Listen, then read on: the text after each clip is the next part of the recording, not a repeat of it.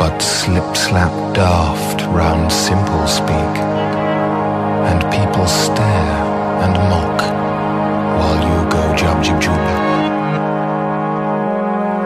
When monkeys cease to sing, though you carve slot in head and slip in so much coins that brainy gloop did ooze therefrom. Ah, I see. Yes. When magma so rage in stomach, yet only feeble birds fly out to gob. And when gloom so flicky switch to find bulb be bulb that only suck the light from room. Oh, bloody hell. Then welcome. Hoi, vous vac welcome. In blue jam, blue jam, blue jam, blue jam.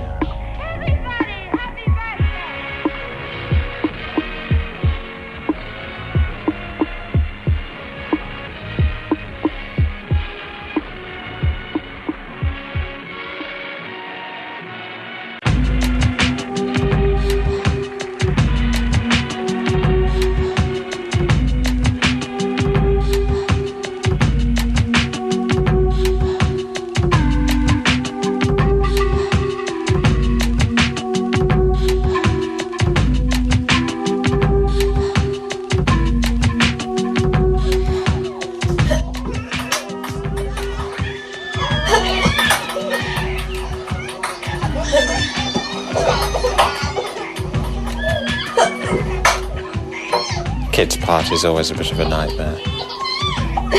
So I just thought I'd hire a girl to fire ping pong balls out of her fanny. But their dads really. Kids don't seem to mind.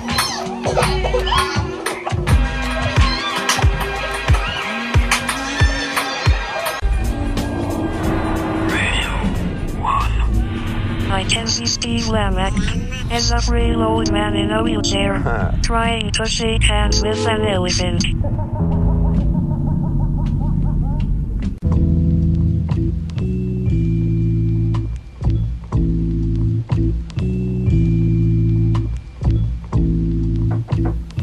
Come in.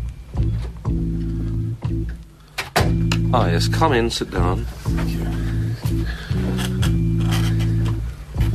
Okay, so what seems to be the trouble? It's a sore throat. I've had it for about a week now. Okay, just open your mouth for me. And say ah. Ah. And again. Ah. I'm sorry. I'm finding this very difficult. Sorry? Well, you're really putting me off. It's your face. My face? Well, it is really pretty ugly. I just can't think straight with that in front of me. Right. Looks like a mortared cow pat.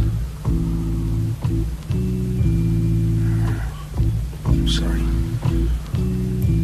I can't deal with this. You'll have to see Dr. Harris. Dr. Harris? Yeah, his eyesight's appalling. Sarah will sort you out in reception. Okay. Thanks.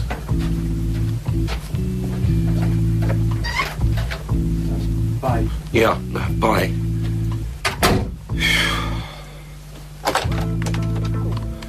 Hello, Sarah? Yeah, close your eyes. He's coming back out. Okay.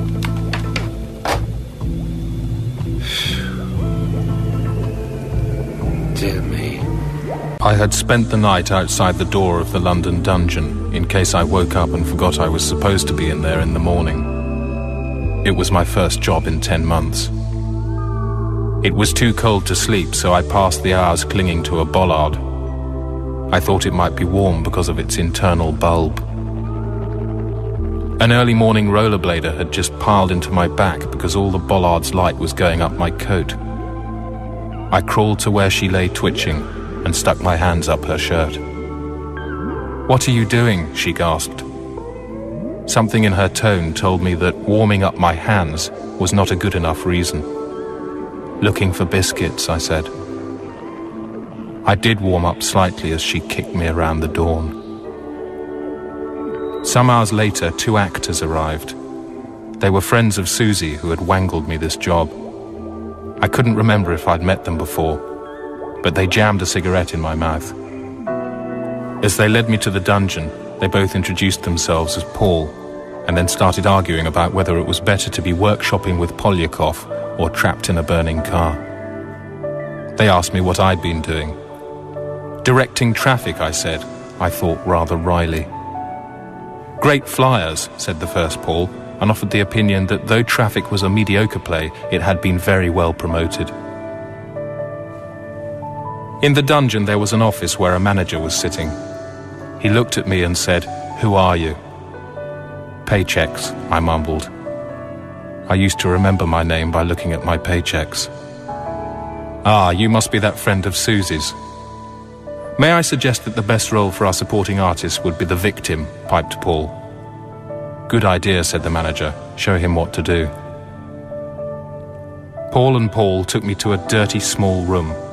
They told me to strip and gave me a damp, blood-stained loincloth as they changed into leathery outfits and limbered up by cracking their knuckles and swinging their arms around. "By the way," said Paul, "you're a Jesuit." "Am I?" I asked. "Yes." "I'm pretty sure I'm not a Jesuit," but Paul continued. "You're called Anthony.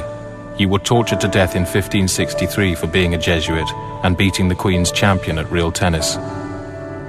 "Is this a game?" I said. In a dark, stone-walled room, they told me to lie on a large wooden table.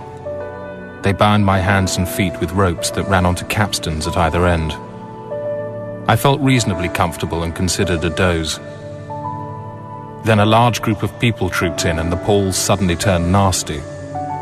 They snarled and cursed and started cranking the ropes and shouting at me for being a Catholic and plotting treason against the crown. I had no idea I'd done any of these things. "Confess, you Romish pumpkin!" They seemed very angry. "It was cold," I stammered, "but up her shirt it was warm." Some of the visitors laughed. Paul shouted, "See how the Corybant doth most gibberishly protest," and applied a pair of Elizabethan pliers to my groin. "Name your co-conspirators, debauched papal wart." At the end of the first session there was a ripple of applause, and the Pauls went for a smoke. "Why did you shout at me?" I said. "Trying to upstage people is not clever," said one. "Luckily, it wasn't at all amusing and I contained you," said the other. "Can I get off now?" I wondered. But they were too busy shaking their heads and tutting the word Burkoff. When they came back, a larger crowd had gathered. The screaming and cranking started again and I began to feel faint. They threatened to cut open my belly, unwind my entrails and stuff them in my face unless I purged my filthy soul. As I thrashed and blubbed, I noticed a little girl in the audience gaping in innocent fascination. A dam broke quietly in my belly. Suddenly, words were flying from my mouth. "Stop the pain, I'll tell you everything," I shouted, remembering the time I had taken a Polaroid of my cock and put it in the maths teacher's briefcase, causing him to be fired and then severely mauled while on remand in Brixton Prison. I confessed again that I had wandered into a children's park under the influence of Prozac and had beaten up an ostrich while several toddlers looked on and cried. "Please forgive me, for I know not what I do," I heard myself splutter, before finally describing how I had once broken into a farm and tarred and feathered a pig. The Pauls stopped. The audience stared. I begged the little girl to kill me. She left with her mother shortly afterwards. The other people went away. The manager wasn't pleased. He sent me off with a note for Susie pinned to my jacket. "Don't ever send rubbish like this again," it said. As I left the building and looked at the river, the Pauls told me I was the worst disaster since Stephen Fry.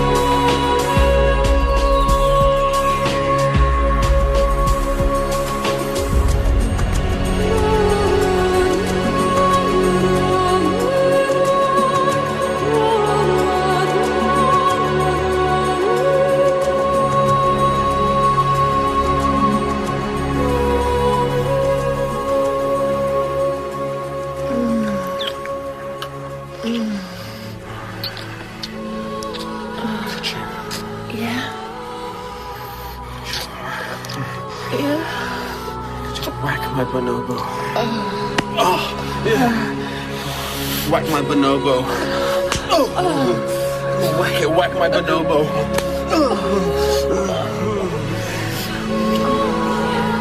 Push your balls up my nose.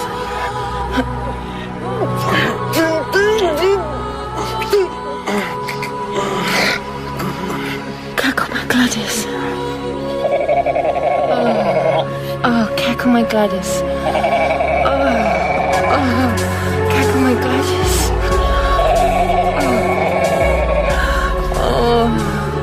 More feeble granddad. More feeble granddad. Introduce me to Gladstone. Hello. Yeah, no, disagree with my balls. Disagree. Really argue. Object. Object. Shit your leg off. Shit your leg off. Yeah. Come on. Come on. God.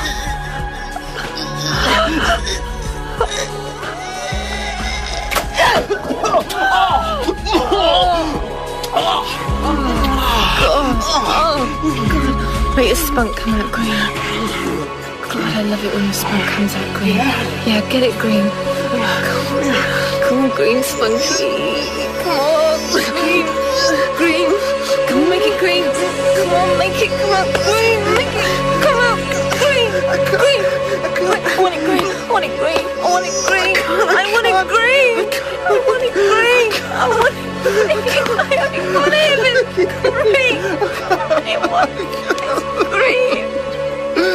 Just make it green. I'm so sorry.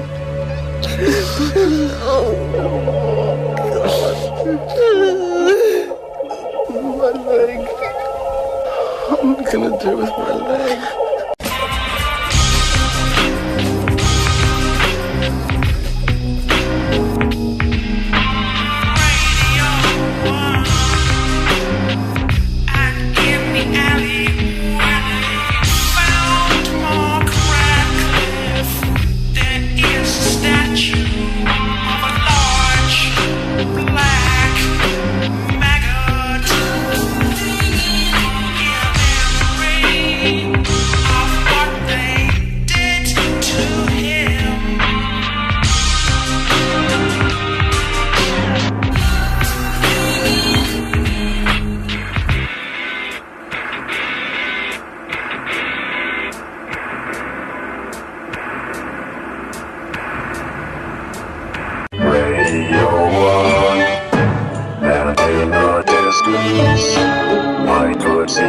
Giant Simon Mayo thrashing around the funfair and pissing on the fleeing women's heads.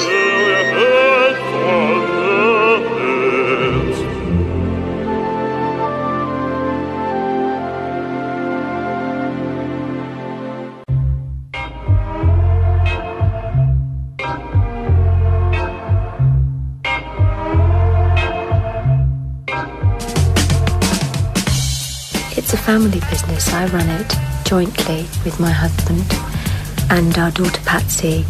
The past 6 or so years has also been very involved, taking calls, offering advice and taking part in the whole business side of things.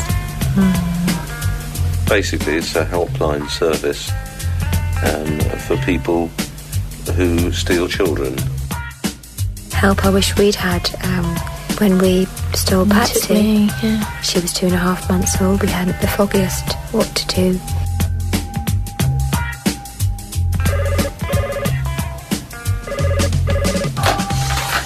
Hello, Patsy Warren. Okay, and how long have you had her? And she's still asking for mummy.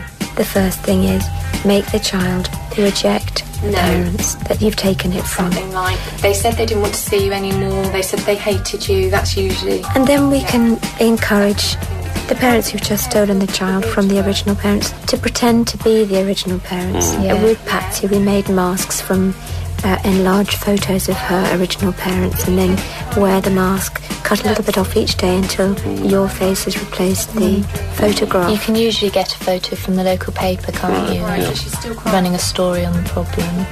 Yes, okay, well then you've got to just convince her that they don't exist. And the third thing you can do is play with the child's mind a little bit more, just to give them the idea that their original parents are an unreality, that if they just imagined the whole thing. Have you tried LSD? When we first started, our methods were very crude, weren't they? What you did with me. It's like I just dropped you on your head, Poor didn't love, you ended up smashing against the bath, and I'm very glad I stopped you when I did. Well, so I don't remember actually. it. No, you've forgotten that, have you? Oh. Hello, Mrs. Fatchett. It's the police. Often we have to talk to the original parents to find out about the child's special needs. I did have a couple of questions in case we find little Martin. Yes. He wears glasses, I think, doesn't he? What sort? Maybe we should have those. Could I come round and pick them up tomorrow? Oh, good. sometimes they're so all over their shop, you'd strike gold. Oh, yes, they'll give you everything. A cot? Has that got a mobile with it? This is a great money-saving tip for anyone who's thinking of stealing a child, is get the original parents to supply you with all of the baby clothes. But that's a risky thing. You ran into trouble, didn't you? Yes, I had to get in touch with some original parents once, and they became rather suspicious of me. So what we did was we broke into their house and we jammed a child's pelvis down the toilet. I had a friend who was working in the Ethiopian famine at the time, and we succeeded in getting those parents put away. So that dealt with them.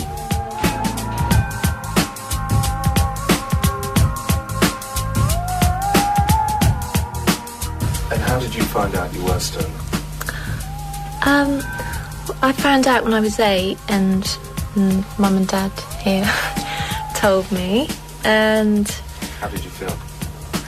I felt a bit funny at first, but sort of, I like being different, really. And I just told my first boyfriend straight out that I'd been stolen. What was his reaction? He really wanted to sleep with me. We would prefer it if Patsy were to steal a child rather than get a child in that way. Yeah. We're hoping that one day soon she'll go out and steal us a grandchild of our own. But I was 2 years younger than you when we stole you. Don't leave it too late. People are doing it older nowadays, though. Well, you'll regret it.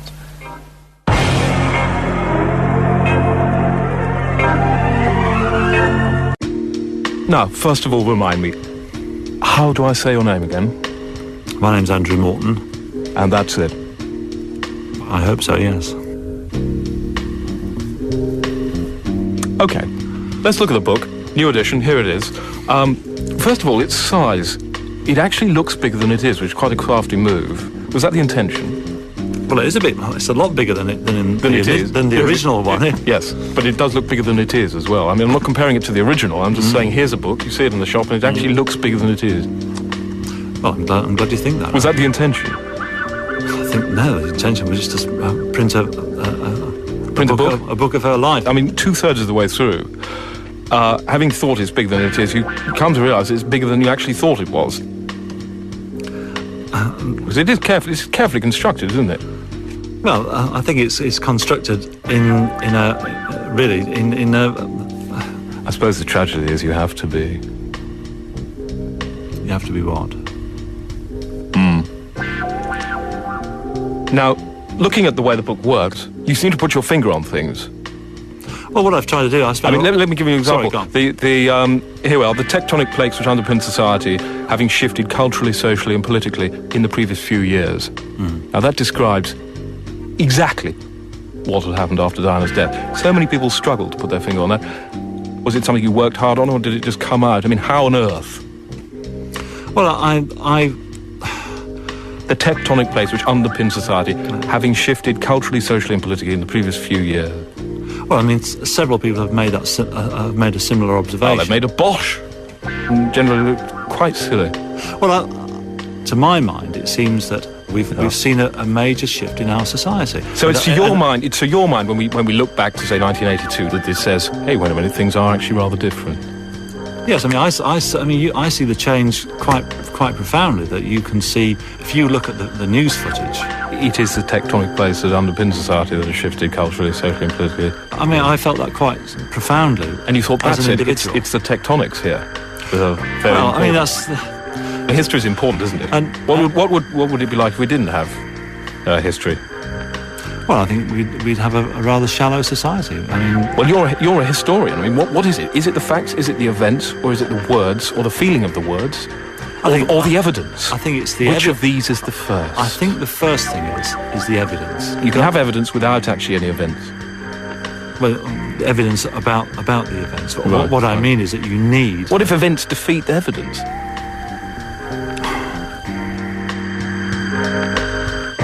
Now, in the balance, I suppose, and particularly away from the heat of, say, 2 months ago, I think the balance is that Andy Morton is a decent guy. What I want to know is how you feel about other people who are feeding off the same carcass. The people who make computer games like Last Chase, where you are playing a Paparazzo, chasing a car through a tunnel, subtitle of the game, Snap the Dying Bitch, you know. Does that really exist? Well, it's on the internet, isn't it? Good grief. Guess which country that comes from? America. Right. Well, I just hope that nobody buys it, that's what I hope. But I mean, there are people in clubs. There are people in clubs, you know. There's a Diana Zombie doll, I mean... And this, I don't see where you compare my book with... What's your moral position on Last Chase? Well, I mean, I find them fairly abhorrent. Because all you're doing is exploiting somebody's death for that. I just wonder if I could read a section of the book. Yeah. Okay? Yeah. Right.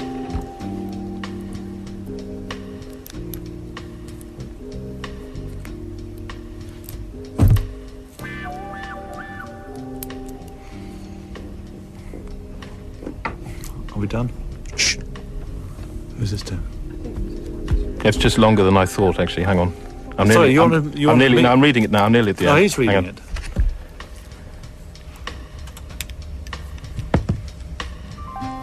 I need quiet when I'm doing this, otherwise I get put off.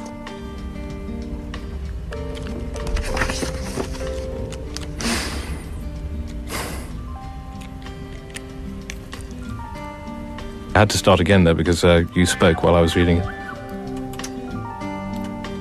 Andrew? What? Thank you. There's still a noise there. You're still doing a kind of... Were you doing something with your pen? I'm absolutely silent. I'm just getting down to Break Her Heart, okay.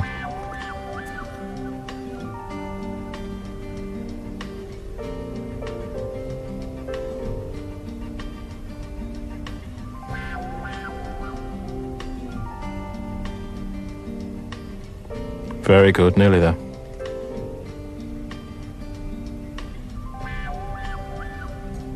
Good boy. Oh, hang on, little creak there, hang on. Just do that last sentence again. Good, thank you very much.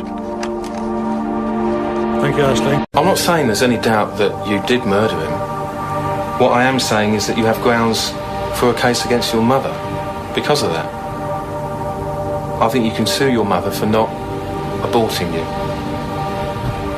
Because if she had aborted you, I hardly think you would have been able to commit this brutal murder. Right. So, if you want, I shall commence work on that case straight away. Alright, thanks. Not at all. Well, I think that you have got legitimate grounds for taking this to court. You were at the scene of the train crash about 2 minutes after it happened, and you were very deeply upset by what you saw.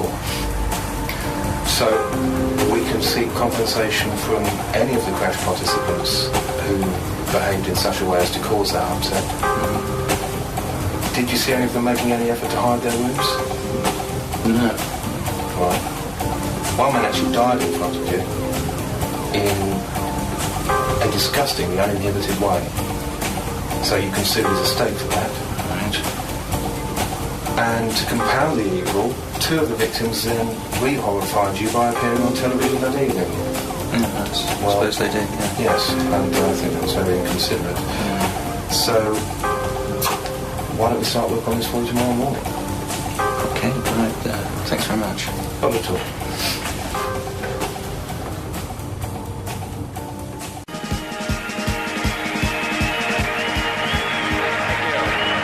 When he tongue but slip-slap daft round simple speak, and people stare and mock while you go jub-jib-jub.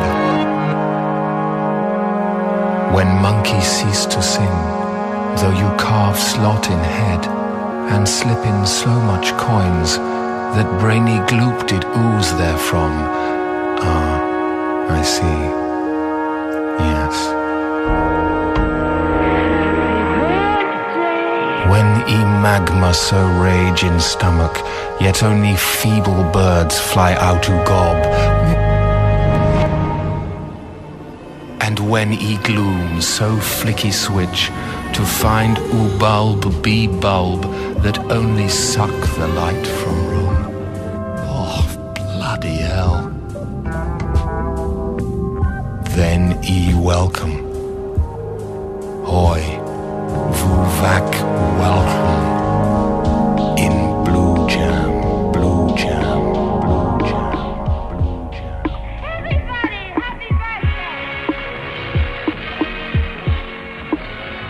What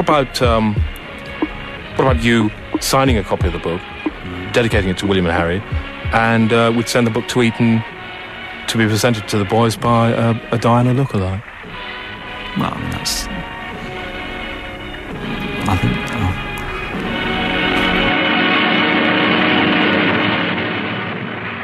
Ladies and gentlemen, Now, first of all, remind me, how do I say your name again? My name's Andrew Morton. And that's it? I hope so, yes. Okay, let's look at the book. New edition, here it is. First of all, its size. It actually looks bigger than it is, which is quite a crafty move. Was that the intention? Well, it is a bit... It's a lot bigger than the original one. Yes, but it does look bigger than it is as well. I mean, I'm not comparing it to the original. I'm just saying, here's a book, you see it in the shop, and it actually looks bigger than it is. Well, I'm glad you think that. Was that the intention?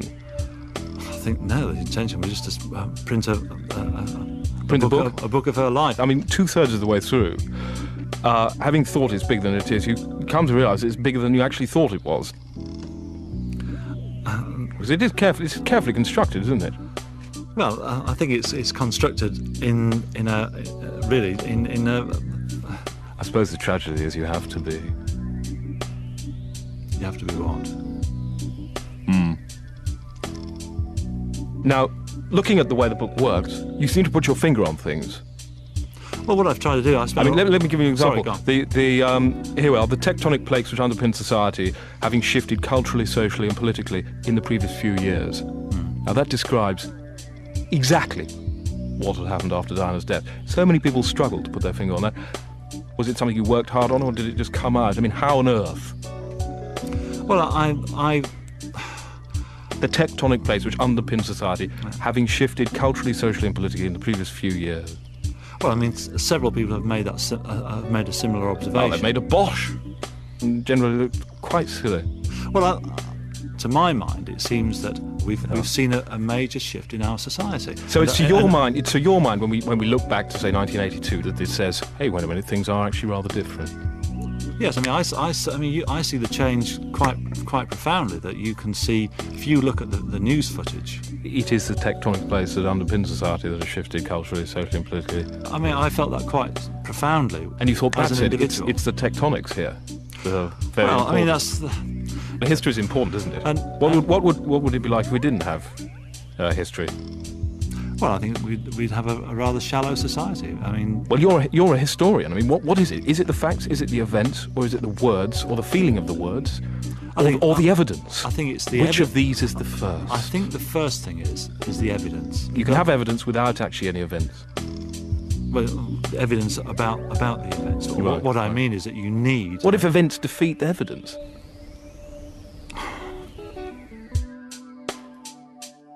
Now, in the balance, I suppose, and particularly away from the heat of, say, 2 months ago, I think the balance is that Andy Morton is a decent guy. What I want to know is how you feel about other people who are feeding off the same carcass.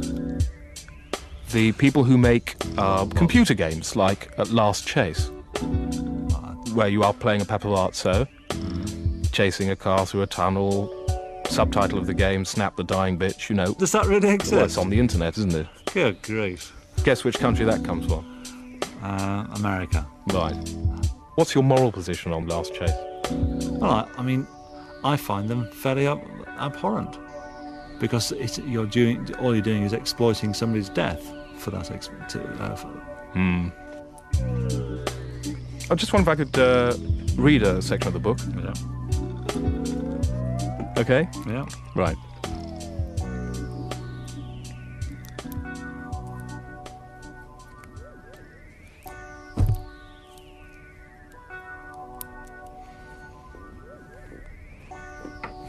we done? Shh. Who's this to? It's just longer than I thought, actually. Hang on. I'm Sorry, nearly, I'm reading it now. I'm nearly at the end. No, he's reading it.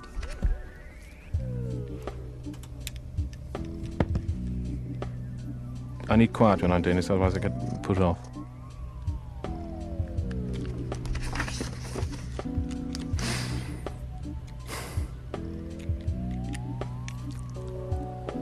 I had to start again there because you spoke while I was reading it. Andrew? What? Thank you. There's still a noise there. You're still doing a kind of... Were you doing something with your pen? I'm absolutely silent. I'm just getting down to break her heart, okay.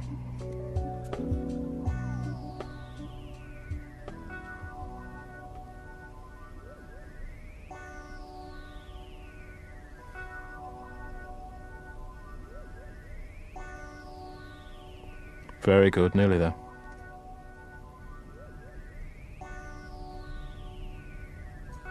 Good boy. Oh, hang on, little creak there, hang on. Just do that last sentence again. Good, thank you very much. Thank you, Ashley.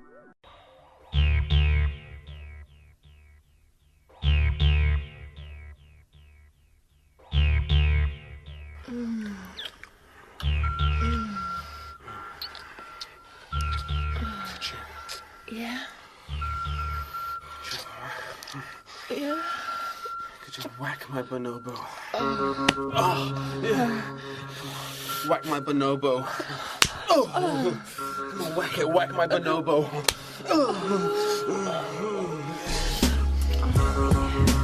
Push your balls up my nose.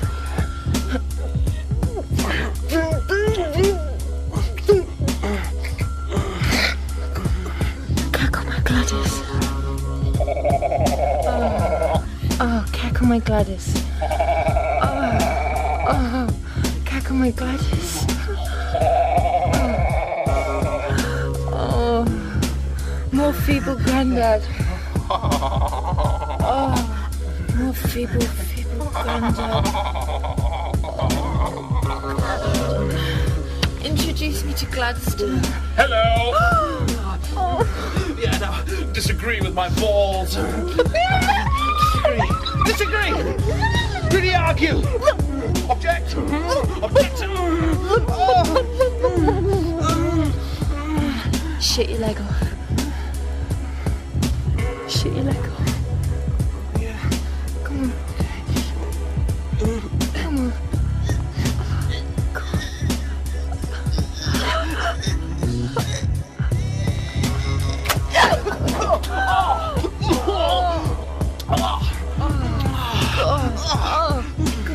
Wait, your spunk come out green.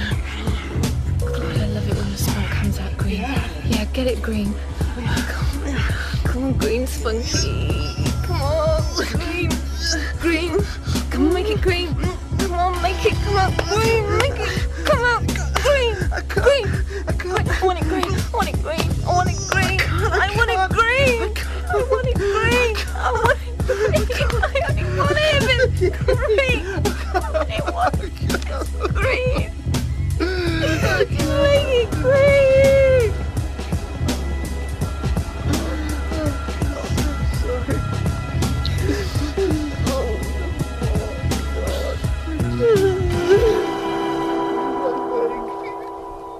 What am I gonna do with my leg?